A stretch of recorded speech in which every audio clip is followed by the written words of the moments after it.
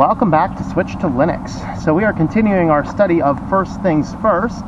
This is the first switch to Linux with the new camera. Hopefully it works. I'm still working on some of the audio things, so I apologize if the audio doesn't sound as good. I can't see myself either because the crappy little phone I had, the app wasn't downloading or something was going on, but we'll figure all these out in the next couple of weeks as I experiment more and more with this new camera here. But this chapter here is chapter 10. It's called Learning from Living. And what this chapter is actually about is it's about taking the things that we learn from life and taking the experiences we have from life and about learning from those experiences, which is a critically important thing that a lot of people don't actually do. And so that is really that core of what we should be doing, is learning from our life rather than just going through life. Now, they actually start out with one of the authors was talking with a psychologist who works with rats and mazes. And this is kind of funny because in the business community, there was a book that came out, a couple of decades ago called Who Moved My Cheese? And it's the most hilarious thing ever because one of the last teaching position that I held, the school was trying to be trendy with modern business. And so they're like, we're going to give business success motivation books out to our new hires. And so they gave us a copy of Who Moved My Cheese? And I looked at this and I scratched my head because I'm like, do these people at the administration at this university actually know what this book is about? Probably not, because it was about people who had their opportunities taken away from them. And the reality is, as the psychologist says, is that if you take a rat and put it in a maze and you keep the cheese in the same spot, he bumps around for a while, but as he keeps on going through the maze, he'll figure out where the thing is. But then if you take the cheese out, the rat will go there a few times and then he'll stop moving because the cheese is gone. And the problem is, and what the authors identify as our problem, is that we keep going. And that's what the whole purpose of the book, Who Moved My Cheese, is about. It is about us and our opportunities being taken away from us. And so that's something we need to keep in mind, is that,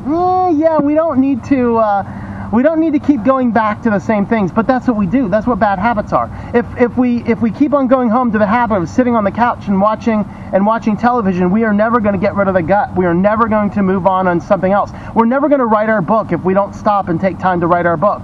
We're never going to launch our channel if we don't take the time to do it. We're never going to stop smoking if we keep on going back to the old bad habits. And those are those bad habits that keep pulling us back in and pulling us back in.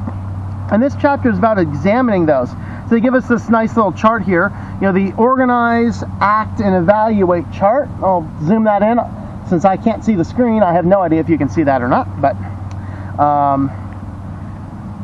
if it's that bad, I'll try and find a copy of it. But what this is about is just taking what we do and evaluate our actions, make different choices based upon our experience. So as I was talking to a high school kid yesterday, and I said, starting in a new lab intensive class for the first time, I said, well, take that first report and take the comments back from that first report, and then I said, what you then need to do is, with the comments on that last report, is you need to identify anything the teacher really liked and keep doing those types of things, and take anything the teacher said wasn't good and take those things off. That's exactly what we're talking about in this chapter. It's about learning from our living, learning from our experiences, and that's critically important that we do that.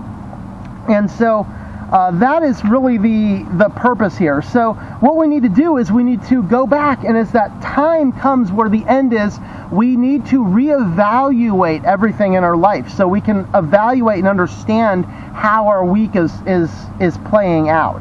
And so that's kind of the important part. All right. And then the next thing we need to do is we need to look at the week as a part of that greater whole. So remember the small daily plan, then the whole week, and then the year, and maybe a 5-year or the 10-year plan. This is what we need to focus on, is figuring out where the week fits into that plan for everything else. And then what we need to do is take some time to evaluate things, not only just the short-term evaluations, but the long-term evaluations. And I'll stop right here and say, if you do not keep a journal, you should start doing that, because it gives you that ability to collect your thoughts and collect your actions and your responses and your goods and your bads and put it together, and it gives you a framework by which to do. And I actually went through those old journals back from high school and college years and even grad school years. I looked back through my old journals just earlier this week, and I was like, wow, that's some powerful stuff. And you learn from those experiences. Like, I remember I was reading in there that it was the day that I moved on to the dorms for the first time, because I was hired as a live-in tutor for the sciences. And so I'm moving on to the dorms, and that day, a friend of mine from out west sends me a package, and in that package is a little book called Einstein's Dreams, which is one of the best books I've ever read in my life. It's basically a philosophical book about looking at the manipulations of time. And what would happen if time stood still? What would happen if our days were, if we only lived one day? What would happen if we lived for eternity? It questioned all of these things, taking the root and the core of the society and saying, well, how would people live? Well, I started reading that book that week when I got it. And it was just fascinating that I'm reading in the journal my responses to reading that book that I've read dozens of times for the very first time. And it's a powerful concept. And that's what reading and writing in a journal does, is writing it gives you the ability to reflect now, but reading it later gives the ability to go back and reflect in the future about things you've done in the past. And it is critically important to keep a journal if you don't have one. So start doing that, especially if you're young. You absolutely are going to want to go back and look at those experiences from your past. So they talk about the power of this process.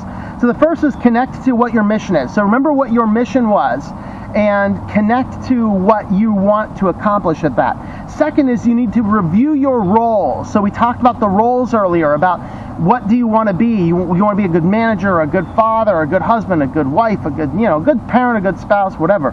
And then identify what the goals are in the light of all of those roles. All right, organize your week into those different categories, and then have that integrity. We talked about the integrity last time on the last episode, where we looked at the integrity of making those choices and how to do that. And then the last step is to evaluate everything so that you can have a framework by which to go back and do it all again. So that is what we had to say. The next section is starting in on the synergy of interdependence. So we're going to start talking about the synergy of interdependence starting next time. So with that, thanks for watching. If you like what we're doing here, you can support us. Check out switchtolinux.com/support.